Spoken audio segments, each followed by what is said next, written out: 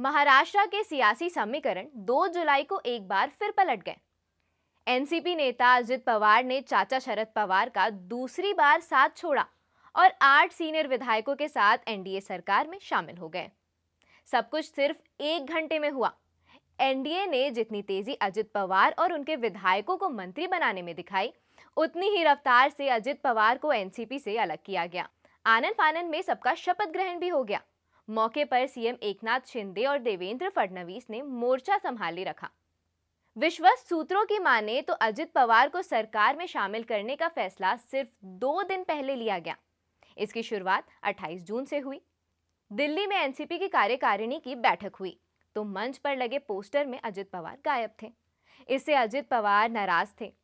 इसी नाराजगी को बीजेपी ने भुनाया और 2 दिन पहले ही एकनाथ शिंदे को सबसे असफल सीएम बताने वाले अजित पवार को सरकार में शामिल होने का ऑफर दे दिया। अजित पवार ने आसानी से ऑफर स्वीकार कर लिया। अजित पवार को सरकार में शामिल करने में देवेंद्र फडणवीस का बड़ा रोल रहा। चर्चा है कि कार्यकारिणी बैठक में शामिल होने पहुंचे अजित पवार दिल्ली में बीजेपी के एक बड़े नेता से गुपचुप ढंग से मिले थे। अजित पवार और उनका खेमा सुप्रिया सूले को कार्यकारी अध्यक्ष बनाए जाने से नाराज था। उन्होंने भी अजित पवार पर पार्टी से अलग होने का दबाव बना रखा था। इधर सत्ता में वापसी और एकनाथ शिंदे को साथ लेने के बावजूद बीजेपी उपचुनावों में अच्छा परफॉर्म नहीं कर पा रही है। बीजेपी मान रही है कि लोग सरकार से खुश नहीं हैं।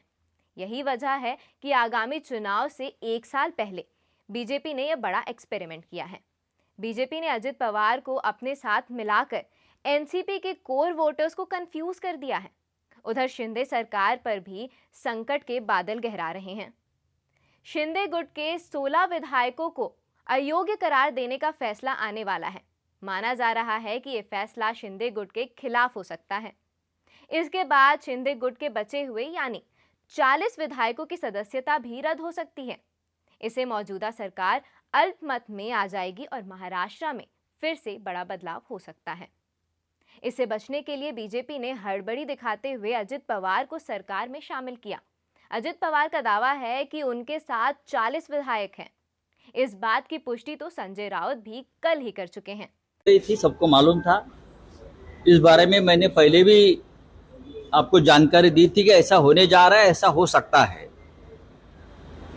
उसका मतलब ये है, जो मुख्यमंत्री है आज के मिस्टर एकनाथ शिंदे, उनके ऊपर जो डिस्क्वालिफिकेशन की जो तलवार लटक रही है वो जल्दी ही गिरने वाली है। उनके साथ 16 विधायक जो शिवसेना से फुट कर गए थे वो डिस्क्वालीफाई हो जाएंगे और सरकार अनस्टेबल हो जाएगी।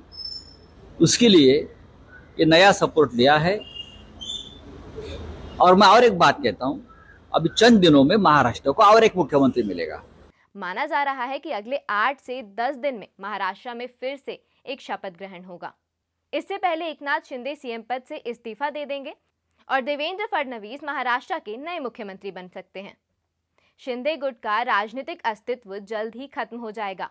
बीजेपी चाहती है कि देश की सबसे अमीर महानगर पालिका यानी बीएमसी पर उसका कब्जा रहे।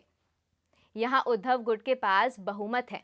अजित पवार या एनसीपी के आने से दोनों गुट और मजबूत हो जाएंगे और बीएमसी पर एनडीए का कब्जा हो सकेगा। और यह सब हो रहा है शिंदे गुट की सहमति से, क्योंकि बिना उनके बीजेपी इतना बड़ा रिस्क नहीं ले सकती है।